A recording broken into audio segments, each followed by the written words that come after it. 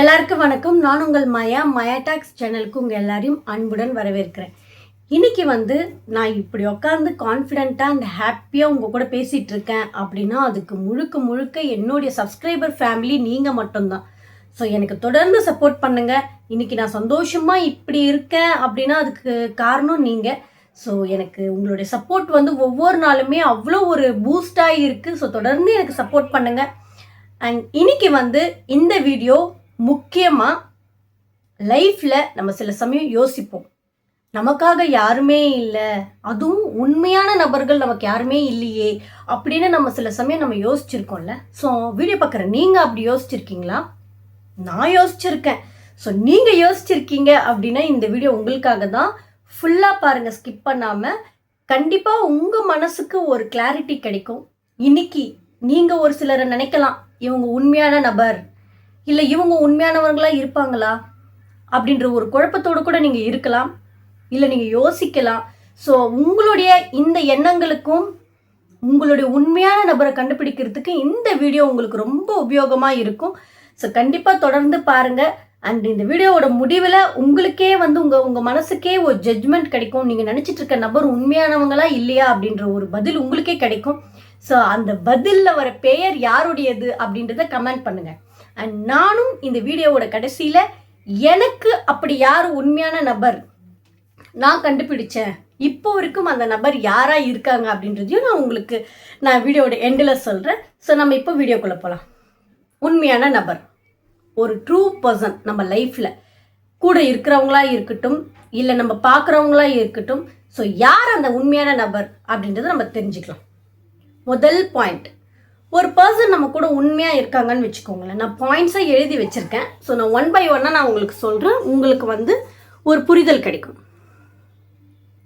சில பேர் நீங்கள் கூட நிறைய பேரை பார்த்துருப்பீங்க. நம்ம கூடவே இருக்கிறவங்க அதிகமாக பயன்படுத்துகிற வார்த்தைகள் வாயளவில், நான் உன் மேலே ரொம்ப கேரிங்காக இருக்கேன், நீனா எனக்கு ரொம்ப பிடிக்கும், உன் கூட இருக்கிறது தான் எனக்கு சந்தோஷம், இல்லை நீ என் கூட இருந்தால் நல்லா இருக்கு. ஸோ இந்த மாதிரி வார்த்தைகள் எல்லாம் வாயளவில் சொல்கிறவங்க நிறைய பேரை நம்ம பார்ப்போம். தினமே அவங்கள கடந்து வருவோம். ஆனால் அவங்களோட செயல்கள் எப்படி இருக்கும் தெரியுமா? ஜீரோவாக இருக்கும்.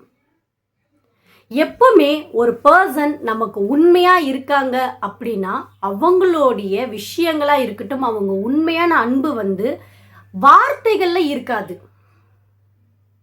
வார்த்தைகளில் மட்டும் இருக்காது, செயல்களில் அது இருக்கும். ஸோ செயல்படுத்துவாங்க. அவங்க வெறும் வார்த்தைகளில் சொல்லிட்டு ஷோ அப் பண்ண மாட்டாங்க.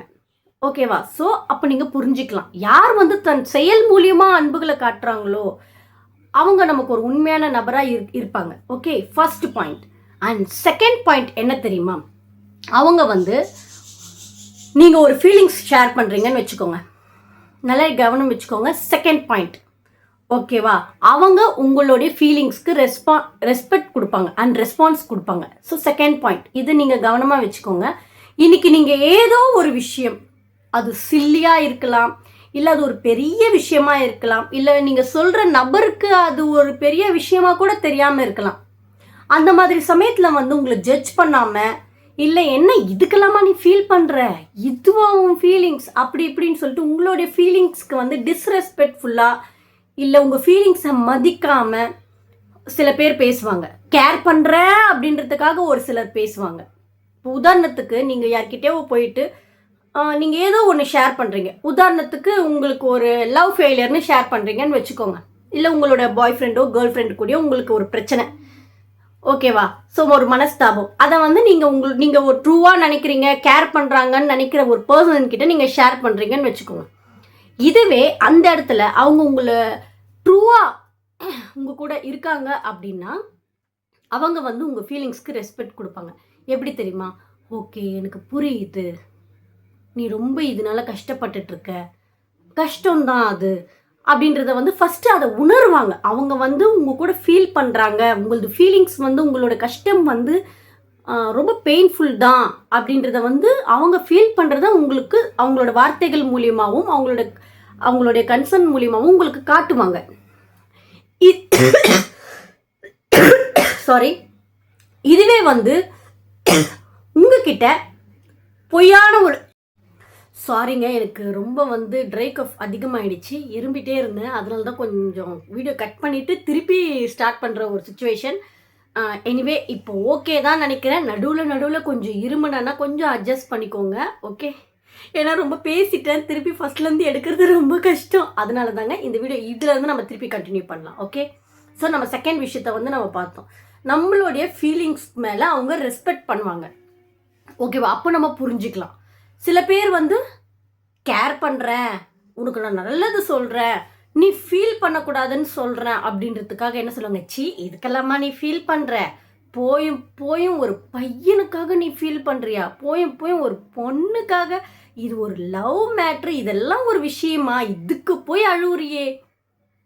இது ஒரு எக்ஸாம்பிள் தான். ஸோ இந்த மாதிரி வார்த்தைகளை பயன்படுத்துவாங்க நம்மளோட ஃபீலிங்ஸ்க்கு அகென்ஸ்டாக. அதாவது நம்மலாம் ஒரு ஃபீலிங்ஸே கிடையாது, இதெல்லாம் ஒரு மேட்ரே இல்லை அப்படின்ற மாதிரி அவங்களுடைய பேச்சுக்களும் அவங்களுடைய ரியாக்ஷன்ஸும் இருக்கும். ஸோ செகண்ட் விஷயம் கவனம் வச்சுக்கோங்க. அண்ட் தேர்ட் விஷயம் என்ன தெரியுமா, நம்ம கஷ்டப்பட்டுட்டே இருப்போம்ல ஒரு சில சுச்சுவேஷனில். இப்போது நம்மளோட லைஃப் வந்து எப்போவுமே ஸ்மூத்தாக இருக்காது, நம்ம எல்லாருடைய லைஃப்பும். சில சமயம் நம்ம ஒரு ஸ்ட்ரகிள் பண்ணுற ஒரு பீரியட் அப்படின்றது நம்ம லைஃப்பில் வரும், ஒரு ஸ்ட்ரகிள் நமக்கு வரும்ல. அந்த மாதிரி சமயத்தில் எங்கே தான் போவாங்கன்னே தெரியாதுங்க, டக்குன்னு டபக்குன்னு டிஸப்பேர் ஆகிடுவாங்க, காணாமல் போயிடுவாங்க. ஓகேவா? ஸோ அப்போ நம்ம தெரிஞ்சுக்கலாம், நம்ம கஷ்ட காலத்தில் எங்கே டிஸப்பேர் ஆகிட்டு கண்ணாம்பூச்சி ஆடுற மாதிரி போய் ஒளிஞ்சிக்கிறாங்களோ அப்போ நம்ம தெரிஞ்சுக்கலாம் அவங்க நம்மக்கிட்ட வந்து ட்ரூ பர்சன் கிடையாது. ஓகேவா? ஏன்னா இது நிறைய பேர் பார்த்துருப்பீங்க உங்கள் லைஃப்பில். ஈவன் நான்லாம் நிறைய அனுபவிச்சிருக்கேன். எல்லாருமே இருப்பாங்கங்க, நம்மளை சுற்றி எல்லாருமே ஒரு கூட்டம் இருக்கும். ஆனால் நமக்கு ஒரு கஷ்டம்னு வரும்போது எங்கே போவாங்க எப்படி போவாங்கன்னே தெரியாது, வாமா மின்னலில் ஓடுற மாதிரி ஓடி போயிட்டு ஒளிஞ்சிடுவாங்க. ஸோ நம்ம அப்போ அந்த மாதிரி சமயத்தில் நம்ம புரிஞ்சுக்கலாம் அந்த பர்சன் ட்ரூ கிடையாது அப்படின்றத. ஓகே, அண்ட் ஃபோர்த் விஷயம் என்ன தெரியுமா, ஓகே ஃபோர்த் விஷயம் என்ன தெரியுமா, ட்ரூவாக இருக்க பர்சன்ஸ் எப்போவுமே ஒரே மாதிரி நம்மக்கிட்ட பிஹேவ் பண்ணுவாங்க. ஒரே மாதிரினா எப்படி, அவங்க சடனாக வந்து ஓவர் ரியாக்ட் பண்ணுறதா இருக்கட்டும், இல்லை சடனாக வந்து நம்மக்கிட்ட சரியாக பேசாமல் போகிறதா இருக்கட்டும், இல்லை அவங்களுடைய மூடை வந்து நம்மக்கிட்ட வந்து திணிக்க மாட்டாங்க, அவங்க மூடுக்கேற்ற மாதிரி நம்மக்கிட்ட பிஹேவ் பண்ண மாட்டாங்க. ஸோ ஃபோர்த் விஷயம் என்னென்னா, அவங்க மூடுக்கேற்ற மாதிரி நம்மளை ட்ரீட் பண்ண மாட்டாங்க. இப்போ சில பேர் நீங்கள் பார்த்துருப்பீங்க, நம்ம பார்த்துருப்போம் நம்ம லைஃப்பில், நல்லா பேசுவாங்க, கேரிங்காக இருக்க மாதிரியே இருப்பாங்க. அதுவே அவங்களுக்கு ஒரு கஷ்டம் இல்லை அவங்களுக்கு ஒரு மூட் ஆஃப், அவங்களுக்கு ஏதோ ஒரு பாதிப்பாக இருக்குது அப்படின்னா உடனே நம்மக்கிட்ட ஒரு மாதிரி ரியாக்ட் பண்ணுறது. ஸோ ட்ரூவாக இருக்க பர்சன்ஸ் வந்து அந்த மாதிரி நம்மக்கிட்ட வந்து பிஹேவ் பண்ண மாட்டாங்க. எல்லா சுச்சுவேஷன்லேயும் எல்லா விதத்துலேயும் அவங்க வந்து நம்மக்கிட்ட ஒரே மாதிரியான விஷயங்களை மட்டும்தான் நமக்கு கொடுப்பாங்க. அண்ட் ஒரே மாதிரியான ஒரு பிஹேவியரை மட்டும்தான் நமக்கு வந்து நம்மக்கிட்ட நடந்துக்குவாங்க. ஸோ அதை நம்ம புரிஞ்சுக்கலாம். ஃபோர்த் விஷயம். அண்ட் ஃபிஃப்த் விஷயம் என்ன தெரியுமா, முக்கியமான ஒரு விஷயங்க. இன்னைக்கு நிறைய பேர் நம்ம வந்து இதை கவனிக்கிறதே கிடையாதுங்க. நம்மக்கிட்ட வந்து அவங்க ஒரு பர்ஃபெக்டாக இருக்கணும் அப்படின்றத வந்து எதிர்பார்க்க மாட்டாங்க. ஸோ ஃபிஃப்த் விஷயம் இதுதான். ஃபார் எக்ஸாம்பிள், நம்ம கூட இருக்கிறாங்கல்ல, அவங்க வந்து நீ ஏன் இப்படி நடந்துக்கிற, நீ இந்த மாதிரி நடந்துக்கலாமே, நீ இப்படி பேசலாமே, நீ இந்த மாதிரி செய்யலாமே அப்படின்ற ஒரு எக்ஸ்பெக்டேஷன், இல்லை நீ இந்த இடத்துக்கு நீ இந்த மாதிரி போகலாமே, இல்லை நீ இந்த மாதிரி வரலாமே, இல்லை நீ இப்படி பண்ணலாமே, இப்படின்ற பல விஷயங்கள் இருக்குது இதில். ஸோ அந்த மாதிரி நம்மக்கிட்ட வந்து ஒரு எக்ஸ்பெக்டேஷனோட ஒரு கன்னிங்காக, இல்லை நம்மக்கிட்ட வந்து ஒரு சில விஷயங்களை எதிர்பார்த்துக்கிட்டே நம்ம அவங்களோட மைண்ட் செட்டுக்கு ஏற்ற மாதிரி, அவங்களோட எக்ஸ்பெக்டேஷனுக்கு ஏற்ற மாதிரியே நம்ம பிஹேவ் பண்ணணும் அப்படின்றத வந்து அவங்க எதிர்பார்க்க மாட்டாங்க ட்ரூவாக இருக்க பர்சன்ஸ். அதுக்கு ஆப்போசிட்டாக நம்மளுக்கும் இண்டிவிஜுவலி நமக்கும் ஃபீலிங்ஸ் இருக்குது, நமக்கும் வந்து நிறைய தேவைகள் இருக்குது, நமக்கும் ஓன் பிரெயின் இருக்குது, ஓன் எமோஷன்ஸ் இருக்குது. ஸோ அதுக்கேற்ற மாதிரி தான் நம்ம ரியாக்ட் பண்ணுவோம் அப்படின்றத அவங்க புரிஞ்சுப்பாங்க. ஓகேவா? ஒரு பப்பட் மாதிரி வந்து என்ன சொல்கிறது, அவங்க வந்து நம்மளை அவங்களோட எக்ஸ்பெக்டேஷனுக்கு ஏற்ற மாதிரி ஆட்டி படைக்கணும் அப்படின்றத எக்ஸ்பெக்ட் பண்ண மாட்டாங்க. ஓகே, ஸோ ஃபிஃப்த் ஒன் அது. அண்ட் சிக்ஸ்த் ஒன் என்ன தெரியுமா, உங்களை ஒரு அன்கம்ஃபர்டபுள் மூமெண்ட்டுக்கு என்றைக்குமே எந்த இடத்துலையும் தள்ள மாட்டாங்க. இது ஒரு நல்ல ஒரு எக்ஸாம்பிள் சொல்லலாம். எப்படி தெரியுமா? இப்போ நீங்கள் ஒரு ஃப்ரெண்ட்ஷிப்பாக இருக்கீங்கன்னு வச்சுக்கோங்க. இது ஒரு ஃப்ரெண்ட்ஷிப் எக்ஸாம்பிள் எடுத்துக்கலாம். ஒரு ஃப்ரெண்டு, உங்கள் கூட இருக்க ஒரு ஃப்ரெண்டுங்க. அந்த ஃப்ரெண்டு என்ன பண்ணுறாங்கன்னா, வேறு உங்களோட மற்ற ஃப்ரெண்ட்ஸ், நீங்கள் 2 பேரும் தான் பெஸ்ட் ஃப்ரெண்ட்ஸ், ஒரு மற்ற கொஞ்சம் ஃப்ரெண்ட்ஸ் வராங்கன்னு வச்சுக்கோங்க. அவங்க முன்னாடி வந்து உங்களை காமெடி பண்ணுறேன், உங்களை பற்றி பேசுகிறேன் அப்படின்றதுக்காக, இந்த ஃபன்னியாக வந்து பேசுகிறேன், மற்றவங்களை அட்ராக்ட் பண்ணுறேன் அப்படின்றதுக்காக வந்து உங்களை டாமினேட் பண்ணி பேசுகிற பேச்சுக்களாக இருக்கட்டும், இல்லை உங்களை வந்து அந்த இடத்துல வந்து மற்றவங்க முன்னாடி உங்களை என்ன சொல்கிறது, ஒரு மாதிரி அன்கம்ஃபர்டபுளி ஆக்குற சில விஷயங்களை வந்து நடந்துக்க மாட்டாங்க. இது ஃப்ரெண்ட்ஷிப்புக்கு மட்டும் கிடையாது, இது எல்லா உறவுகளுக்குமே அப்படி தான். நம்ம ட்ரூவாக நினைக்கிற ஒரு பர்சன் வந்து அவங்க இந்த மாதிரியெல்லாம் மற்றவங்க முன்னாடி உங்களை அன்கம்ஃபர்டபுள் ஆக்குறாங்க, இன்செக்யூராக ஃபீல் பண்ண வைக்கிறாங்க, உங்களை அந்த இடத்துல வந்து ஒரு மாதிரி என்ன சொல்கிறது, கூனி குறுக நிற்க வைக்கிற அளவுக்கு அவங்க பிஹேவ் பண்ணுறாங்க அப்படின்னா அந்த பர்சன் ட்ரூ பர்சன் கிடையாது. ஓகேவா? அந்த மாதிரி பர்சன் இருந்தால் ஃபஸ்ட்டு ஒதுக்கி வச்சுருங்க. அண்ட் செகண்ட் ஒன் என்ன தெரியுமா? உங்களுக்காக நிறைய எஃபர்ட் போடுவாங்க.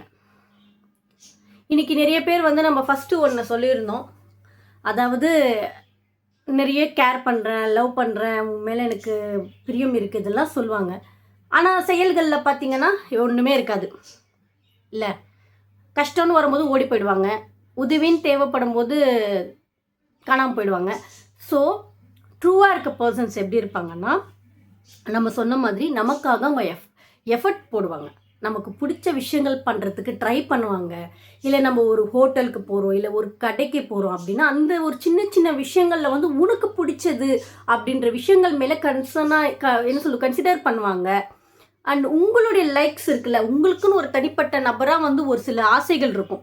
ஸோ அந்த ஆசைகளை வந்து அவங்க வந்து அதை புரிஞ்சுக்கிட்டு சில சமயங்களில் அந்த ஆசைகளுக்கு ஏற்ற மாதிரி உங்கள் கூட நடந்துக்குவாங்க. ஓகேவா? ஸோ நம்ம அதை புரிஞ்சுக்கலாம். 7th one. And 8th point என்ன தெரியுமா?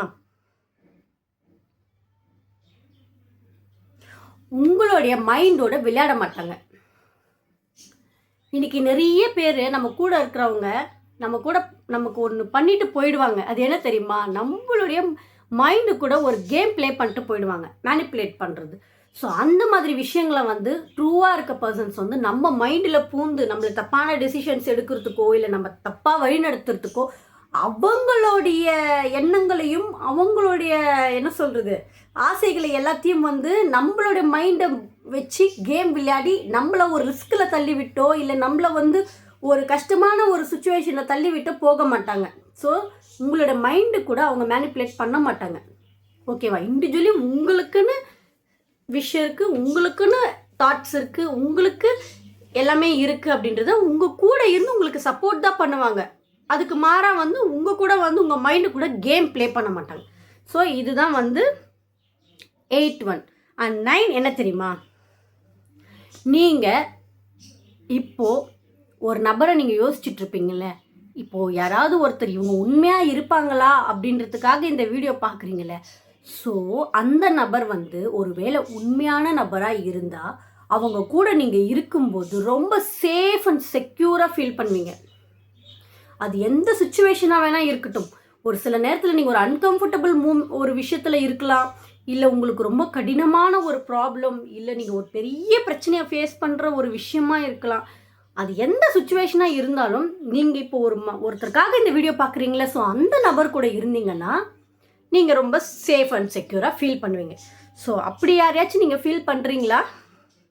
ஸோ அப்படி நீங்கள் ஃபீல் பண்ணுற பர்சன் யாருன்னு கமெண்ட் பண்ணுங்கள். அண்ட் இவ்வளோ விஷயங்களை நம்ம பார்த்தோம்ல, ஒரு 9 விஷயங்களை நம்ம பார்த்தோம்.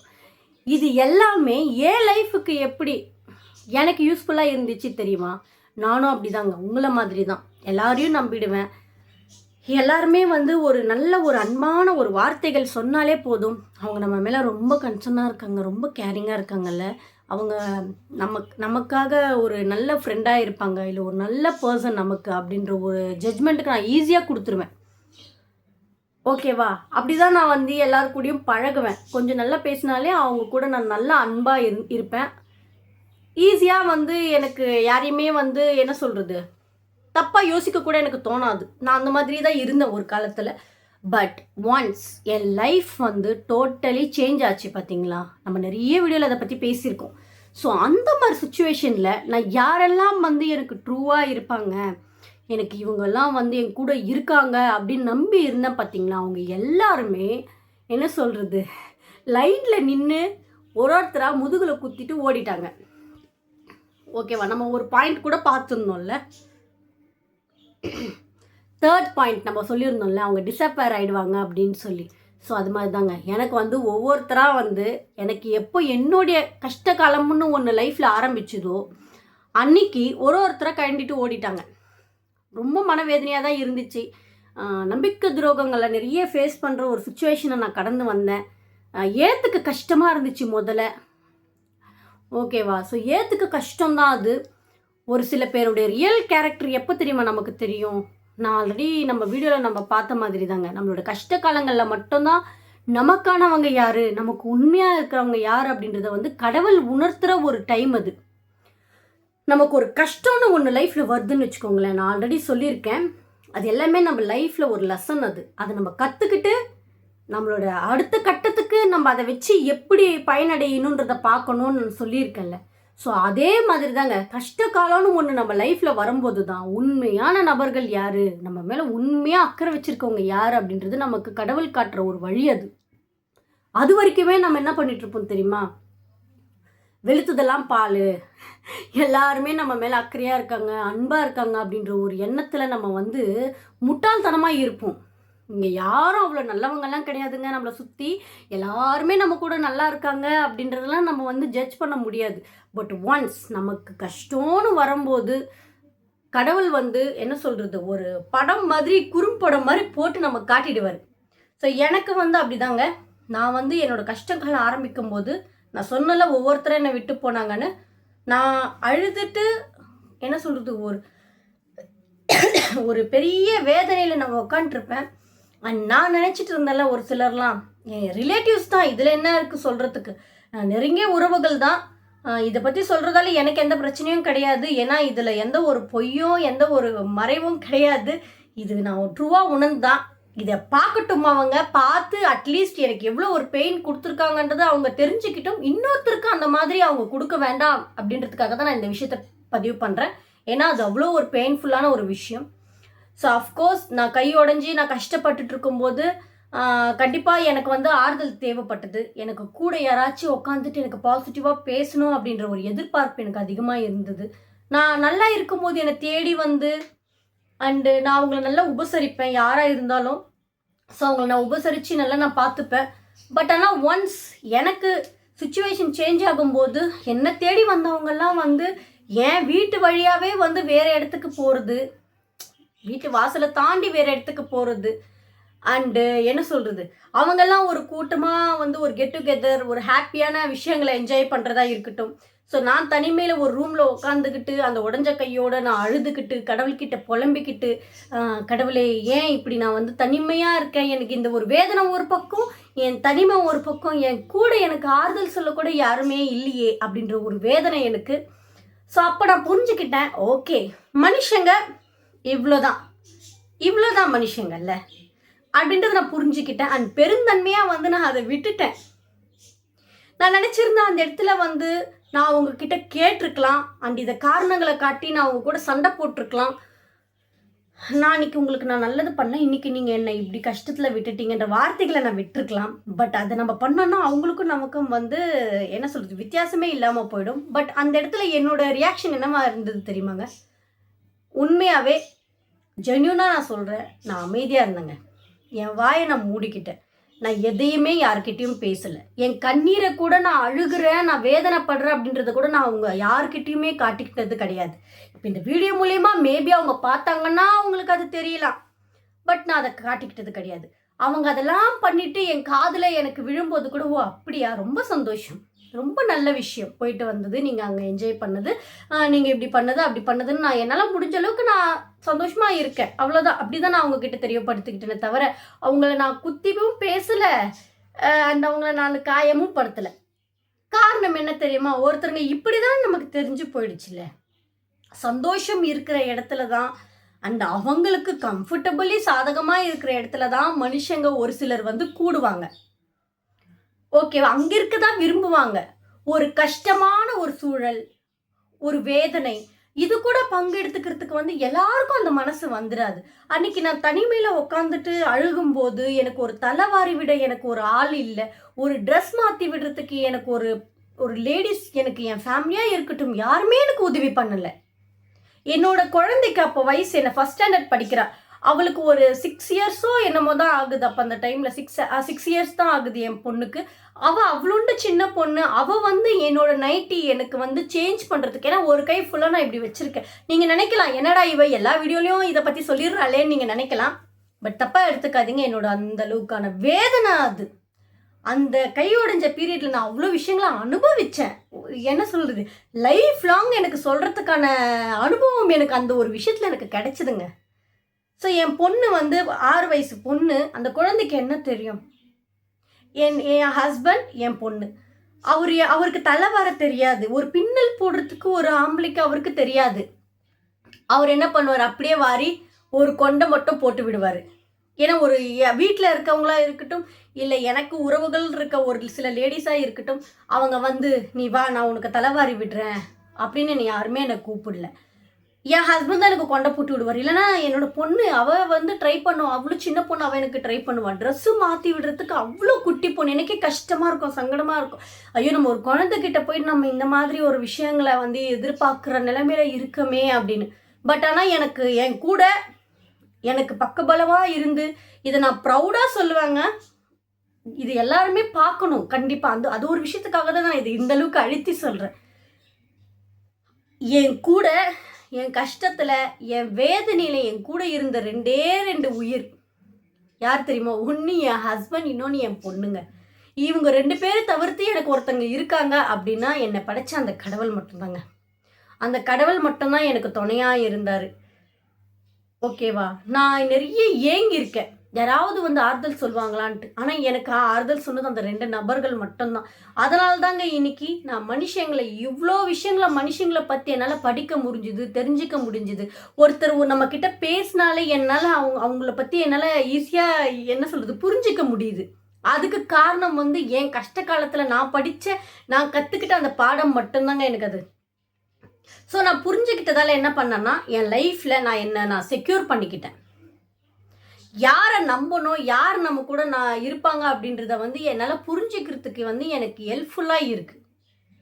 ஓகேவா? ஸோ நீங்களும் இந்த வீடியோ பார்க்குற ஒவ்வொருத்தரும், ஓகேவா, இந்த உலகத்திலேயே ரொம்ப பெரிய வலி எது தெரியுமா? நம்ம ரொம்ப நம்பின ஒரு நபர் நம்ம முதுகில் குத்திட்டு போயிடுவாங்க பார்த்தீங்களா?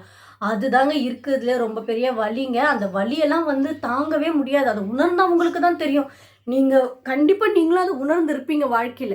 பட் இதுக்கு மேலே நீங்கள் அந்த மாதிரி விஷயங்களை உணரக்கூடாதுன்னா, உங்களுக்காக ட்ரூவாக இருக்க பர்சன்ஸ் யார் அப்படின்றத கண்டுபிடிச்சி அவங்கக்கிட்ட உங்களோட ட்ரூ லவ்வை கொடுங்க. ஓகேவா? இது வெறுமனே இது வந்து ஒரு ஹஸ்பண்ட் அண்ட் ஒய்ஃபுக்கு இல்லை ஒரு லவ் பண்ணுறவங்களுக்காக மட்டும் கிடையாதுங்க. நம்மளை சுற்றி இருக்க எல்லா உறவுகளுக்குமே இது பொருந்தும். ஸோ எல்லாரையும் நம்பி ஏமாந்து கடைசியில் வேதனைப்படுறது நம்ம தான். ஸோ ஒரு ரிலேஷன்ஷிப்பாக இருக்கட்டும், ஒரு ஃப்ரெண்ட்ஷிப்பாக இருக்கட்டும், நீங்கள் ஒன்று சூஸ் பண்ணி இவ்வளோ என்ன சொல்கிறது, அந்தளவுக்கு நீங்கள் கொண்டு போகிறீங்க உங்கள் ஹார்ட்டில் அப்படின்னா அவங்க ரியலி ஒர்த்தா? அவங்க வந்து உங்களுடைய லவ்வுக்கு ஏற்றவங்களா, உங்கள் அன்புக்கு அவங்க தகுதியானவங்களா அப்படின்றத புரிஞ்சுக்கிட்டு அதுக்கப்புறம் அவங்க கூட டீப்பாக என்ன சொல்கிறது ஒரு பாண்டுக்குள்ளே போங்க. அதுக்கு முன்னாடி நம்ம வெளுத்ததெல்லாம் பால் அப்படின்னு நினச்சிக்கிட்டு நம்ம நம்மளோட அன்பை மொத்தத்தையும் கொடுத்துட்டு கடைசியில் நம்ம கஷ்டப்பட்டு நம்ம வேதனைப்படுறது வேண்டாம். ஓகேவா? ஸோ கண்டிப்பாக வந்து உங்களுடைய மனசில் உங்கள் கூட இருக்கிறவங்க யாராவது நான் சொன்ன இந்த 9 பாயிண்ட்லேயும் இருக்காங்க அப்படின்னா உங்களோட பேர் எனக்கு மென்ஷன் பண்ணுங்கள். அண்ட் எனக்கு வந்து நான் ஸ்டார்டிங்கில் சொன்ன மாதிரி தாங்க, எனக்கு அந்த மாதிரி நம்பிக்கையானவங்க யார் அப்படின்னு பார்த்தீங்கன்னா, ப்ரௌட்லி சொல்கிறேன், என் ஹஸ்பண்ட் அண்ட் என்னோட டாட்டர், என் பொண்ணுங்க. ஸோ இவங்க 2 பேர் மட்டும்தான் இப்போ வரைக்கும் என்னோட பெஸ்ட் ஃப்ரெண்டாக இருக்கட்டும், என்னோட என்ன சொல்கிறது எல்லாமே. ஓகேவா? எனக்கு ஒரு அம்மா அப்பா அப்படின்னு கேட்டிங்கன்னா எனக்கு என் ஹஸ்பண்ட் தான் நான் சொல்லுவேன். ஸோ அந்தளவுக்கு வந்து எனக்கு அவங்க 2 பேரும் தான் அப்படின்றத வந்து நான் என்னோடய கஷ்ட காலத்தில் தான் நான் புரிஞ்சுக்கிட்டேன். அண்ட் ரொம்ப ஹாப்பியாக இருக்கேன். என்னோட மொத்த லவ் அண்ட் மொத்த எக்ஸ்பெக்டேஷன் எல்லாமே நான் என் ஹஸ்பண்ட் மேலேயும் என் டாட்டர் மேலேயும் தான் நான் கொடுக்குறேன். ஸோ அதனால் எனக்கு வந்து இப்போ வரைக்கும் எனக்கு எந்த டிசப்பாயின்மெண்ட்டும் வரல, இதுக்கு மேலேயும் வராதுன்னு நான் நம்புகிறேன். ஸோ தொடர்ந்து சப்போர்ட் பண்ணுங்கள். அண்ட் இந்த வீடியோ உங்களுக்கு உபயோகமாக இருக்கும்னு நினைக்கிறேன். அண்ட் இந்த வீடியோ வேறு யாருக்காவது மனக்குழப்பத்தில் இருப்பாங்களா ஒரு சில பேர், இவங்க உண்மையானவங்களா பொய்யானவங்களா அப்படின்னு அந்த மாதிரி யோசிக்கிறவங்களுக்கு இதை ஷேர் பண்ணுங்கள். கண்டிப்பாக உங்களுக்கு பயனுள்ளதாக இருக்கும். அண்ட் தொடர்ந்து எனக்கு சப்போர்ட் பண்ணுங்கள். என்றும் உங்களுடன் உங்கள் மாயா. பாய்.